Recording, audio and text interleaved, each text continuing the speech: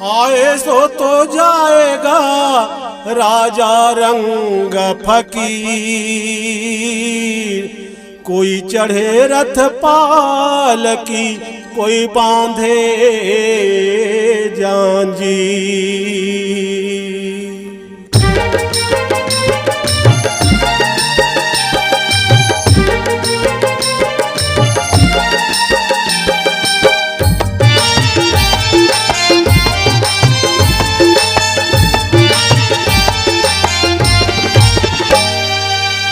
पिंजरे के मैना रे राम नाम गाना रे, पिंजरे के मैना रे राम नाम गाना रे।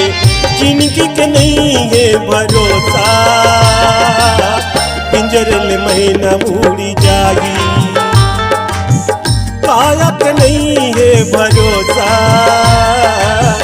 पिंजरे ले मैना उड़ी जागी। पिंजरे ले मैना उड़ी जागी, पिंजरे मैना उड़ी जागी। पिंजरे में मैना उड़ी जागी। पिंजरे के मैना रे राम नाम गाना रे, पिंजरे के मैना रे राम नाम गाना रे। जिनकी के नहीं है भरोसा, पिंजरे में मैना उड़ी जागी। काया के नहीं है भरोसा, पिंजरे ले मैना उड़ी जागी।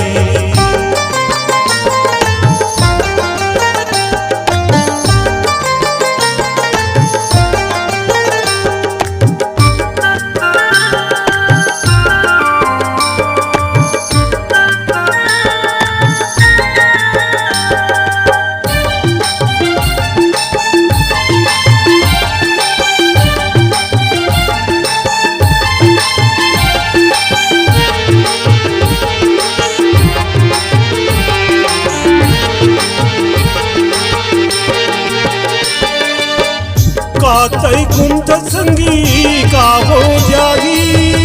माटी के तनहा माटी मामी ले जाई, माटी के तनहा माटी मामी ले जाई।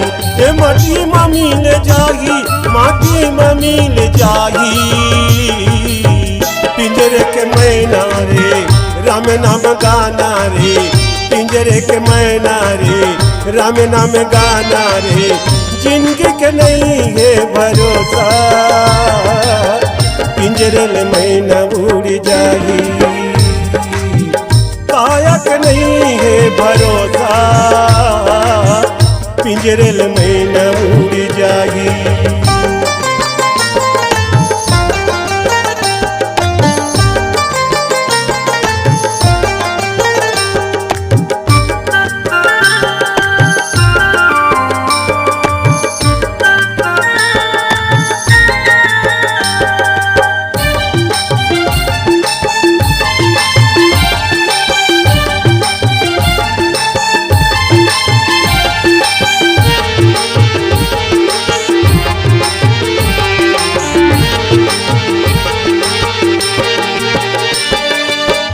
माटी के वही नारी, माटी के दसना, माटी के हावे तोर बिसौना।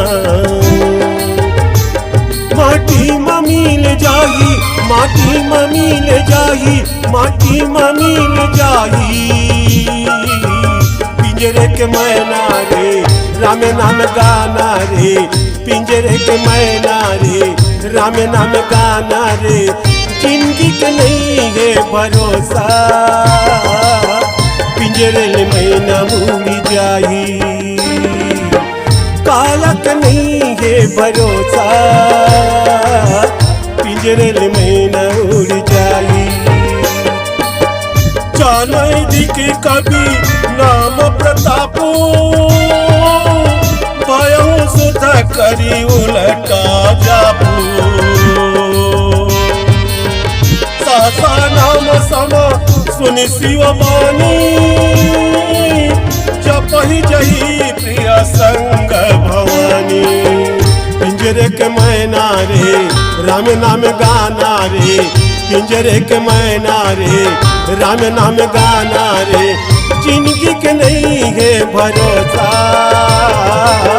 पिंजरल मैना उड़ जाई, पिंजरल मैना उड़ जाई, पिंजरल मैना उड़ जाई। जानी अधि कवि नाम प्रताप, अभय हूँ शुद्ध करी उल्टा जापो। सहस नाम सम सुनि शिव बानी, और जपहि जहि प्रिय संग भवानी। ते हे मानस प्रेमी बंधुओं, गोस्वामी तुलसीदास कहते हैं कि वाल्मीकि है राम नाम के प्रताप से भैया उल्टा नाम जपे, का जपे मरा मरा कह के कहे भैया जे नहा। आज वही राम के प्रभाव से, शंकर जी के प्रभाव से आज वही है राम राम कहे लगी। जोन उल्टा नाम जपे तेना मरा मरा कहे तेना श्री राम राम राम कहे लगी। आज वही पार्वती है भैया पहली जन्म में सती रही से जेना ब्रह्म पड़ गई से आज वही राम नाम का जान धरी और राम नाम का जपे करती। वही प्रकार के भैया वाल्मीकि है राम नाम कहे लगी। सियावर रामचंद्र की जय। फिर आगे सुनबो। नमस्कार दोस्तों, नए नए छत्तीसगढ़ी गाने सुनने और देखने के लिए हमारी वीणा म्यूजिक को सब्सक्राइब करें और बेल आइकॉन के बटन को क्लिक करें।